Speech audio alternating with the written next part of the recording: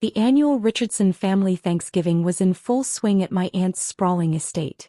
The air was thick with the scent of turkey and pretension as the successful adults gathered around the main dining table, while I was once again relegated to the kitchen with the children. At 32, I was apparently still not worthy of the adult table.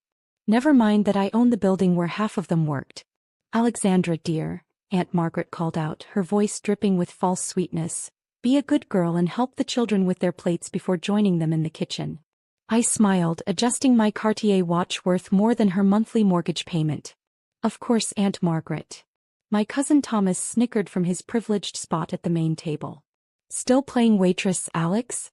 Some things never change." If he only knew that his law firm paid rent to one of my holding companies, he might have been less amused. My phone buzzed quietly, a message from my property management firm. "Rent increases approved for Richardson Law Group's lease. Implementation next month." "Proceed," I typed back. "And schedule a building inspection.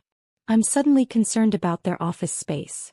Now, Uncle Philip chimed in from the head of the table, "someone has to look after the little ones. And since Alexandra hasn't managed to establish a real career." The irony almost made me laugh. Uncle Philip's successful consulting firm occupied 3 floors of my building, though the lease was through one of my shell companies. He had no idea that his monthly rent payments went straight to his unsuccessful niece.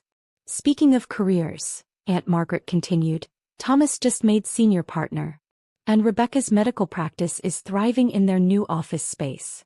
Ah yes, Rebecca's medical practice, another tenant in my building. The space she'd gotten at such a bargain because the mysterious owner had offered preferential rates. They only knew. My phone buzzed again. "My real estate director.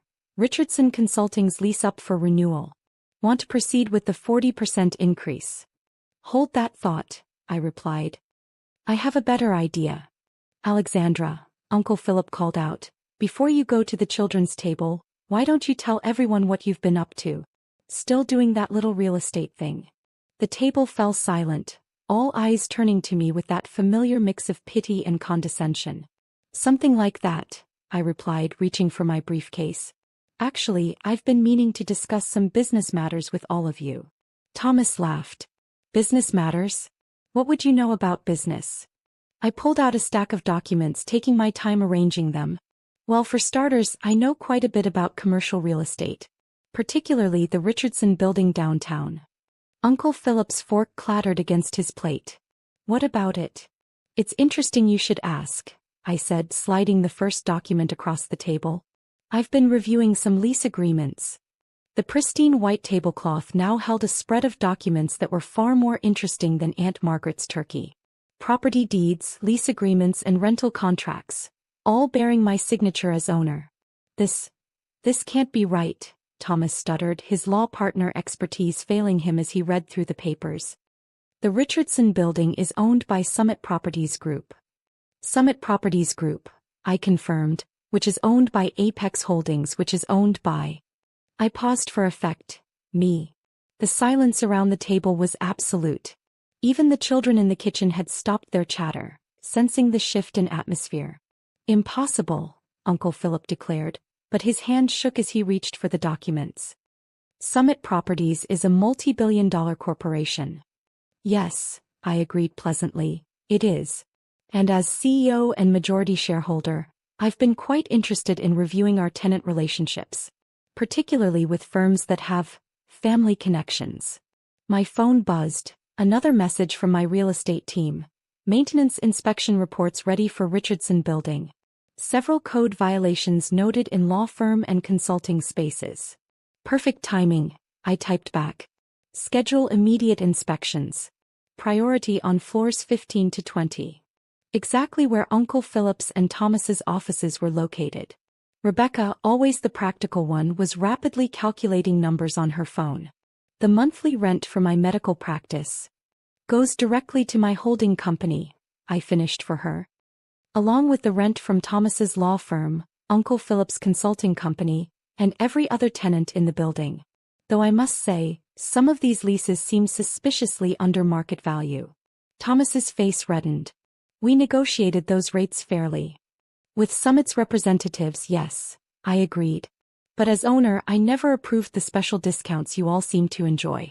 An oversight I plan to correct immediately. My phone lit up with another message: Legal Department. Lease review complete.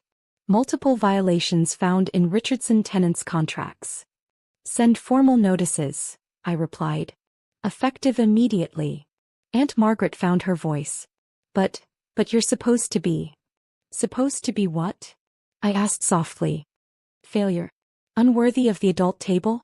Someone to pity and dismiss. I gestured to the documents. Tell me, Aunt Margaret, how much of your charity fundraising budget depends on donations from companies housed in my building? She paled visibly. The answer we both knew was most of it. This is absurd, Uncle Philip blustered. You expect us to believe you own the most prestigious office building downtown? Believe what you like, I said, pulling out my phone. Though you might want to check your email.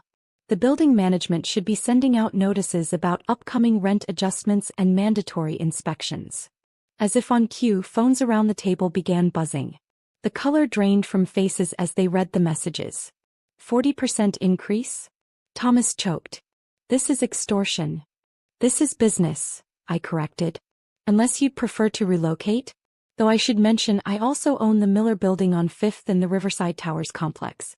Amazing how many little real estate things one can acquire while sitting at the children's table. Rebecca was still calculating.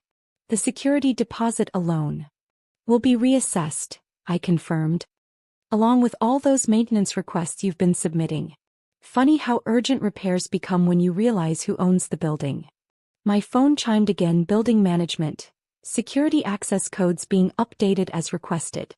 New protocols effective tomorrow. Excellent, I typed back.